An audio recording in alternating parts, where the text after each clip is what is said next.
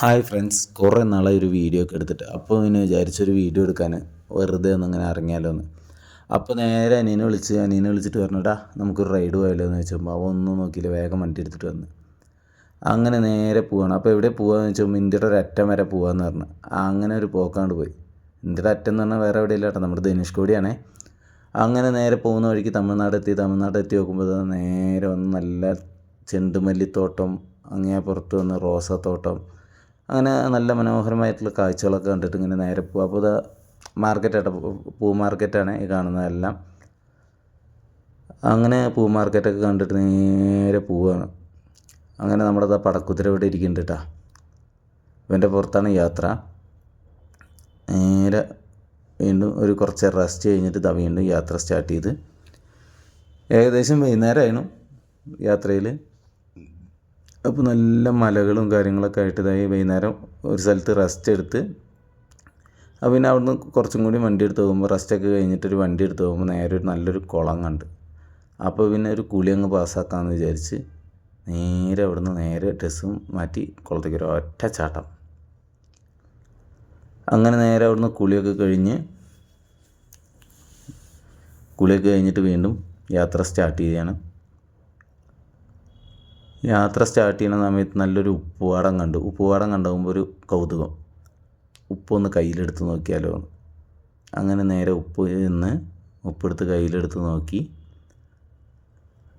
അങ്ങനെ വീണ്ടും അവിടുന്ന് യാത്ര തിരിച്ച് ധനുഷ്കോടിക്ക് 45 കിലോമീറ്റർ എന്ന് കണ്ട് നേരെ വീണ്ടും വണ്ടി മുന്നോട്ട് തന്നെ. ഇതതിൻ്റെ ഒരു എൻട്രൻസ് ആട്ടോ, ധനുഷ്കോടിയുടെ ഒരു തുടക്കം. ഒരു സൈഡിൽ വന്നിട്ട് അറബിക്കടലും ഒരു സൈഡിൽ വന്ന് ബംഗാൾ ഉൾക്കടലും. അങ്ങനെ നല്ല കടലിൻ്റെ നടുവ് കൂടെ ഉള്ള യാത്ര നല്ല രസമായിരുന്നു കേട്ടോ. എല്ലാവരും ഒന്ന് പോയി കാണേണ്ട സ്ഥലം തന്നെയാണ്. അപ്പോൾ നേരെ അവിടുന്ന് യാത്ര ഇങ്ങനെ മുന്നോട്ട് പോയിക്കൊണ്ടിരിക്കുന്നു.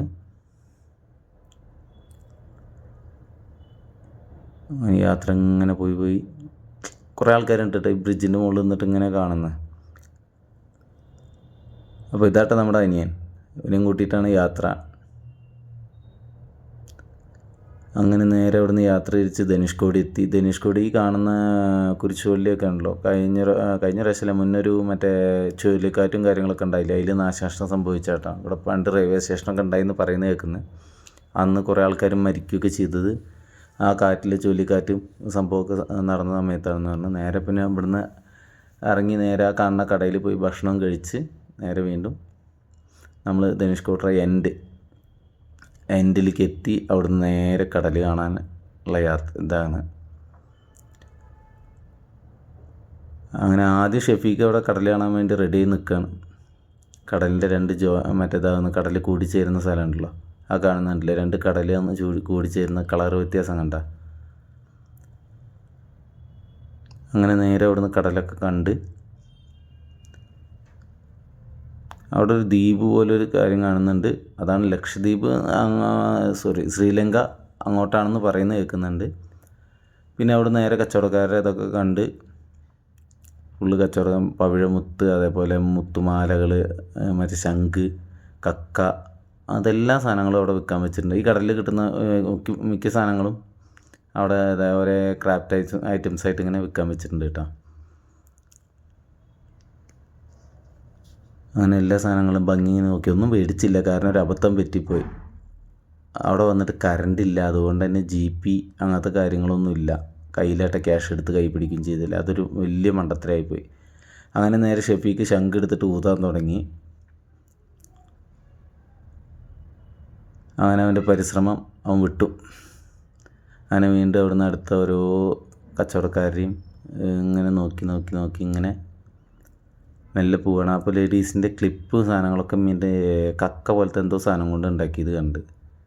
മറ്റേ ചൈനക്കാർ മറ്റേ മുടി തിരിച്ച് കുത്തുന്ന സാധനം ഉണ്ടല്ലോ, അതേപോലത്തെ ഒക്കെ ഓരോ സാധനങ്ങൾ ഫുള്ള് മറ്റേ കക്കി അങ്ങനത്തെ സാധനങ്ങൾ കൊണ്ടൊക്കെ ഉണ്ടാക്കിയിരിക്കുന്നത്.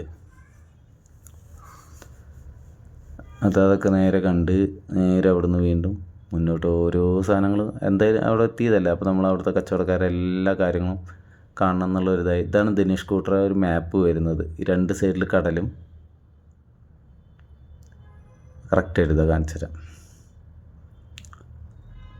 2 സൈഡിൽ കടലും നേരെ നടുക്കിലെ റോഡും. ആ റോഡിൻ്റെ ഏറ്റവും അറ്റത്ത് കാണുന്ന അവിടെ വന്നിട്ട് നമ്മൾ നിൽക്കും. നേരെ നിന്നിട്ട് ഈ കടലും ഫുള്ളായിട്ട് കാണാം. നല്ലൊരു ഞാൻ ഏകദേശം ഉച്ച സമയമായിട്ട് അവിടെ എത്തുമ്പോൾ എങ്കിലും എത്ര നല്ല ജനങ്ങളുണ്ടായിരുന്നു. അങ്ങനെ അവിടുത്തെ കാഴ്ചകളെല്ലാം കണ്ട് നമ്മുടെ കബഡിയൊക്കെ ഇല്ലേ, കബഡി എന്ന് തന്നെയല്ലേ ഈ സാധനത്തിന് പറയുന്നത്. ഞങ്ങളുടെ നാട്ടിൽ കബഡി എന്നാണ് പറയാറ്, ഞങ്ങളവിടെ എന്താ പറയുകയെന്നറിയില്ല. അങ്ങനെ വലിയ കബഡി, ചെറിയ കബഡി അങ്ങനത്തെ കാര്യങ്ങളൊക്കെ കണ്ടിതാ നേരെ നടക്കുന്നു. അതുപോലെ കുഞ്ഞ് കക്ക കൊണ്ട് മറ്റേ ട്രീ ഒക്കെ ഉണ്ടാക്കി വെച്ചിരിക്കുന്ന നാട്ടിലെ കുഞ്ഞ് കുഞ്ഞ് കക്ക കൊണ്ട് ട്രീ ഒക്കെ ഉണ്ടാക്കി വെച്ച് ഫുള്ള് മാലി കമ്മൽ അങ്ങനത്തെ ഐറ്റംസ് തന്നെ, പേളും മറ്റേ കക്ക കൊണ്ട് അങ്ങനത്തെ സാധനങ്ങൾ കൊണ്ടൊക്കെ ഉണ്ടാക്കി വെച്ചിരിക്കുന്നത്. നമ്മൾ ഈ അമ്പലത്തിലൊക്കെ ഊതുന്ന തരം ശംഖൊക്കെ അവിടെ നല്ല വിൽക്കാൻ വെച്ചിട്ടുണ്ട് കേട്ടോ. അങ്ങനെ അവിടുത്തെ കച്ചവട കാഴ്ചകളെല്ലാം കണ്ടിങ്ങനെ മുന്നോട്ട് പോയിക്കൊണ്ടിരിക്കുകയാണ്.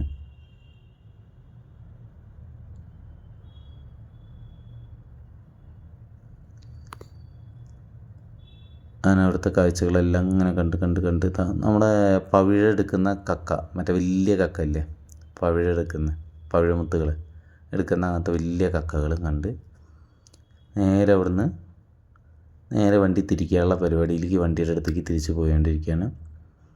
അങ്ങനെ നേരെ തിരിച്ച് വീണ്ടും അവിടുന്ന് നമ്മുടെ നേവിക്കാരൊരു ബോട്ട് കിടക്കുന്നുണ്ട്. ഈ ബോട്ട് കരയിലും വെള്ളത്തിലും ഓടുന്ന ബോട്ടാണ് തോന്നുന്നുണ്ട്.